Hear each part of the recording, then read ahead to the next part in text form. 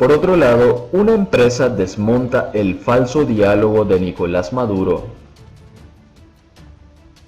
Abundan los titulares que sugieren que el diálogo montado por el régimen en Caracas no es real, y el principal argumento es que ni los grandes partidos de oposición ni los representantes del presidente encargado Juan Guaidó se sentaron a negociar. Pero también hay coberturas, todas de medios comunistas, que dan por sandada la crisis del país y dicen que empieza un nuevo capítulo de esperanza. Los mismos que dan por hecho que los negociadores son legítimos representantes de la oposición. Los medios internacionales y agencias de noticias cubrieron la sorpresiva aparición de un diálogo entre el régimen de Nicolás Maduro y un sector de la oposición en Venezuela. La prensa libre del mundo, reflejada en medios históricos, los de mayor impacto global y con amplísimos niveles de lectoría, advierten de entrada que algo no va bien en ese diálogo, puesto que no se encuentra la presentación del presidente encargado Juan Guaidó, ni tampoco los grandes partidos de oposición como Voluntad Popular, Acción Democrática, Primero Justicia y Un Nuevo Tiempo. Si Guaidó no está presente en una mesa de negociación, el mundo democrático no da legitimidad ni toma en serio los resultados que puedan derivarse de un acercamiento de este tipo. Llaman a los opositores firmantes, grupo minoritario, distinto al liderado por Guaidó. Tal como reseñó la agencia Reuters, las coberturas dan detalles de todo lo ocurrido durante la firma del pacto, las intervenciones, las fotografías, los mensajes de cada uno de los negociadores por el régimen y por la minoría opositora, pero abren el foco al contexto, al análisis y los acontecimientos que sucedieron antes, y allí está Guaidó. Guaidó tiene a su favor 55 países que le respaldan como el presidente encargado de Venezuela y a Maduro lo rechazan como dictador. Y eso mantiene su peso como un hecho oficialmente reconocido en las redacciones del mundo. Por ejemplo, la BBC de Londres titula: "El gobierno de Maduro y un grupo de partidos opositores pactan el regreso de los diputados chavistas a la Asamblea Nacional". Y dentro de la historia aparece Guaidó como el referente que no está, y cuyo nombre no resalta en el acuerdo presentado por Jorge Rodríguez, ministro de Comunicación del régimen. The New York Times, citada la agencia AP, que también desmonta el diálogo dándole relevancia a la ausencia de Guaidó, su título: "Sin Guaidó, algunos opositores acuerdan negociar con Maduro". Ya dentro, la agencia reseña que puede ser esta una primera división de la oposición a Maduro. El diario El País de España lanza un titular como "Guaidó en primer frente". El chavismo pacta con un sector de la oposición mientras Guaidó da por roto el intento de diálogo, y describe de inmediato el rechazo de la mayoría opositora.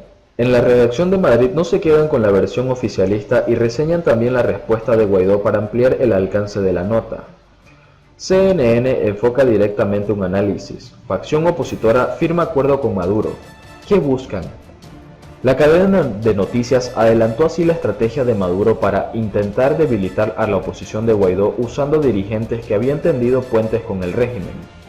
Y entonces Guaidó pasa a ser el primer protagonista antes que el propio Maduro. Se le da espacio a su redacción y se publican sus mensajes desestimando cualquier legitimidad de ese acuerdo. Es el enfoque noticioso que se reitera en todas las notas publicadas en medios como CNN Estados Unidos, El País España, El Comercio Perú, El Mundo España, El Espectador Colombia, O Globo Brasil, Reuters Reino Unido, Clarín Argentina, La Tercera Chile, F España, gigantes de la comunicación en América y Europa que tienen un alcance planetario e influyen en la configuración de la opinión pública con sus plataformas y a través de las redes sociales donde suman millones de seguidores. CNN tiene un impacto en Twitter con 55 millones de seguidores, Reuters 20 millones de seguidores, el diario El País 7 millones de seguidores y El Espectador 4 millones de seguidores, por nombrar solo 4 medios. En contraste, los medios de la izquierda y el comunismo celebran el pacto del régimen y la minoría opositora y hasta plantean que ya comienza el camino para la paz en Venezuela. La maquinaria que primero se activa es la de La Habana, incluyendo el canciller cubano Bruno Rodríguez, quien aseguró que Cuba celebra los acuerdos parciales alcanzados en la Mesa de Diálogo Nacional de Venezuela y pide a la comunidad internacional alentar el proceso en estricto respeto al derecho internacional. Desde las redacciones de la Revolución Cubana como Granma, Prensa Latina y Cuba Betave, y otros medios como Telesur auspiciados por Hugo Chávez, se vende otra historia, una sin contrapartes y una a sola voz. La del régimen, por lo que las publicaciones han resultado en textos muy breves que no van más allá de lo visto en la firma del pacto. Gobierno y oposición venezolanos firman acuerdos de diálogos por la paz, tituló la agencia Prensa Latina. Para ellos fue un hecho único y sin contexto, ni siquiera aborda la negativa del propio Maduro de negociar con la verdadera oposición.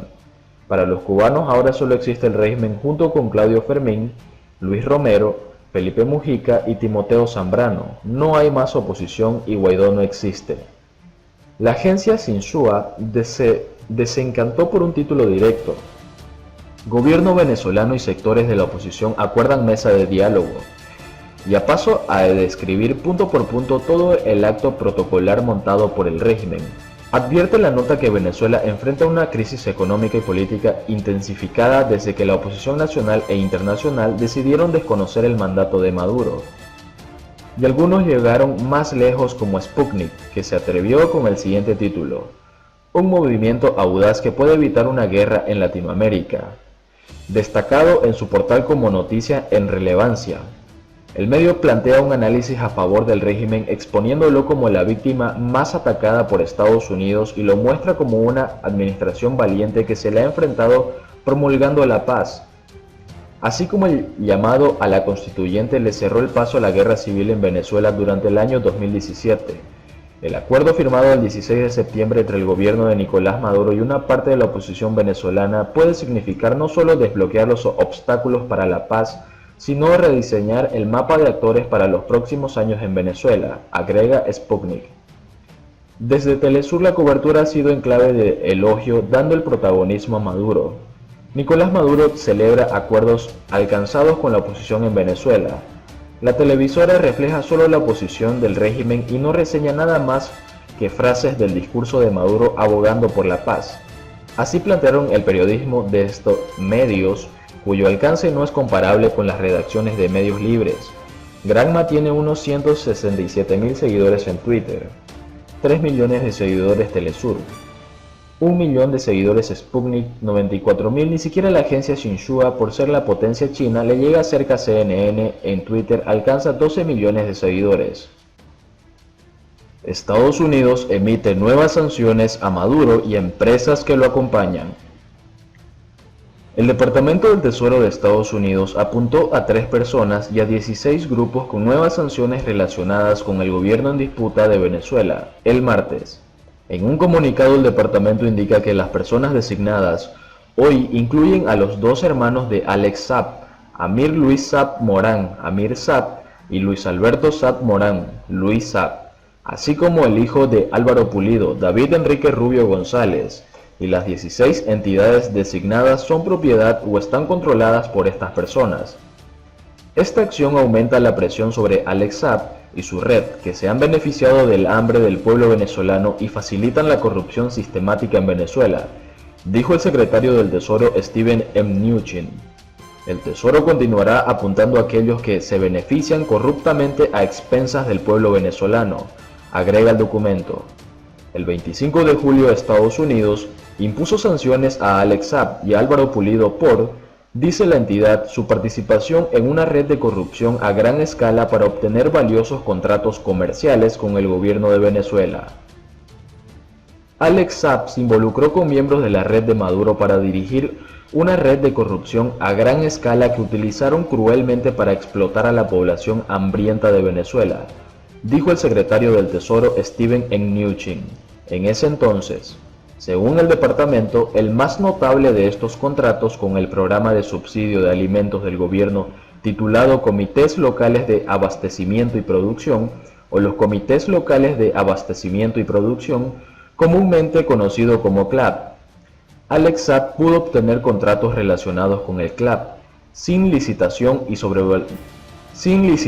sobrevalorados de figuras políticas venezolanas de alto rango a través de una red global de compañías de fachada y fantasmas, en lugar de garantizar que la población vulnerable de Venezuela reciba la comida que necesita desesperadamente. El régimen utiliza el programa CLAP como un medio de control social para recompensar el apoyo político y castigar las críticas, puntualiza el texto. Tras el anuncio, Julio Borges, comisionado del gobierno del presidente encargado Juan Guaidó para Asuntos Exteriores, dijo que la presión seguirá y que el paso que dio Estados Unidos es crucial. El embajador del gobierno encargado de Venezuela en Estados Unidos, Carlos Vecchio, también reaccionó: "No vamos a parar", señala su tuit.